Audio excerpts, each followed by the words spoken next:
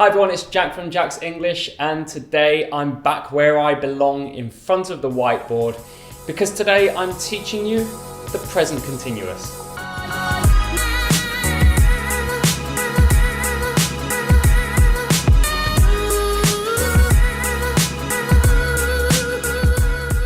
Let's start with a definition of the present continuous. The present continuous is used to show actions that happen now or are temporary and happen nowadays. It's also used to show appointments in the future and actions that are irritating and repeated. So obviously we have a lot to get through today, but let's start out with looking at the affirmative, negative and question form, and then I'll tell you how to actually use the present continuous in daily conversation. So as before, we will start with the affirmative. As you can see, the subjects are the same, but the big change is be, verb, ing. That's our structure for today. So the main change is always to the be verb. So I am, you are, he is, and they are. And we use the verb ing. In today's, I'm going to use study, so it becomes studying. We're adding ing to the verb. I am studying, you are studying, he is studying. Now this is fine, but I want to give you a tip which is also connected to the previous lesson. Please use contractions. Don't say I am, try to say I'm. You are, you're. One syllable, your. She is, she's. It is, it's. And then we are, that's a bit difficult. We're. They are, they're. So try to use your contractions because it makes you sound much more fluent.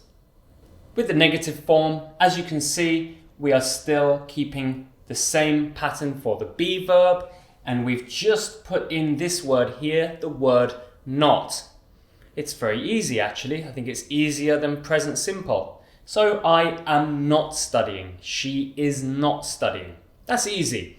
But just to mention contractions again, we are still contracting the subject and be verb. And then we use not verbing. So I'm not verbing. I'm not studying. You're not studying. So again, keep that habit. The final form, of course, is the question form. And in this case, we're putting the be to the front of the question. We've got the subject and then verb ing. So, am I studying? Are you studying? Is he studying? Are they studying? Remember, as I told you in the first video, to go up at the end of the question with your intonation to show the listener that it is a question. Now my favorite part, teaching you how to actually use this in daily conversation. I'm going to do it slightly differently today. I'm going to give you beginner uses, intermediate uses, and advanced uses. And I want you to prioritize the beginner, understanding the beginner, and then depending on your level, learn the harder uses of today's grammar. So let's start off with beginner. Number one is right now. I'm memorizing vocabulary right now. I don't need to say that. This means it's happening right now. They're still working. Again, I don't need to say right now. It's implied in this sentence because we're using the present continuous. Finally, a question. Are you waiting for someone? Are you waiting for someone? Now, I want to give you one tip. When you're practicing the present continuous for right now, remember, questions are very common, particularly what, where, and why. Let me give you 3 very common questions. What are you doing? What are you doing? Why are you working? Why are you working? Where are you going? Where are you going? So those are 3 really common questions using the present continuous now. Use 2. And now we are on the first intermediate use. This means temporary. It's a temporary action, not permanent, and very often it means nowadays or these days. Let's look at some examples first and then look at the meaning of temporary a little more. Firstly, I'm learning Japanese nowadays. It's not a permanent thing. I haven't learnt Japanese my whole life, but nowadays I'm learning. Next one, he is watching Friends to learn English. Now in this case, there's no nowadays, but from the context of the conversation, we know that it's talking about nowadays. Maybe he's not watching it right now, but this is something he's doing temporarily nowadays. Finally, we got the question, where are you working these days? These days is the same as nowadays.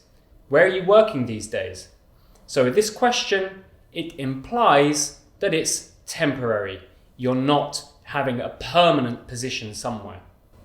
So let's compare two sentences using permanent and temporary actions. I live in Seoul. And the next one, I'm living in Seoul. Now, which one is permanent and which one is temporary? If you said the first one is permanent, you're right. This was the present simple and shows a fact or a permanent action. I live in Seoul. The other one was using present continuous. I'm living in Seoul, and this means that it's temporary, or I consider it temporary. Our second intermediate use is future appointments. So firstly, let's define an appointment. An appointment is an action with a fixed 100% time and a fixed 100% place.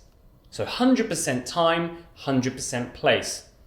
Now, we often have appointments. We have dentist appointments, doctor appointments, appointments with friends in restaurants, appointments with our personal trainer. So appointments are very common. Let's look at some examples. We're going out for dinner tonight. This means we have a reservation in a restaurant. We're going out for dinner tonight. She's flying home next June. Now, this brings up a very important point. A lot of my students say, present continuous, near future. That's wrong. I hear that so often, and it is not necessarily true. Next June may be a year away. But it's an appointment because she has a ticket. So it's 100%. It's booked. So that's her appointment. Finally, what are you doing tonight? What are you doing tonight? This is a very common question. I want to know your appointments because maybe I want to hang out with you. So just remember, an appointment is 100% time and 100% place. It's fixed.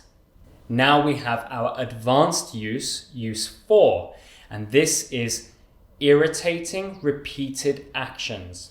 Very important information in there. Firstly, it's irritating. It makes us feel bad. And secondly, it's repeated. It happens a lot. Let's look at some examples.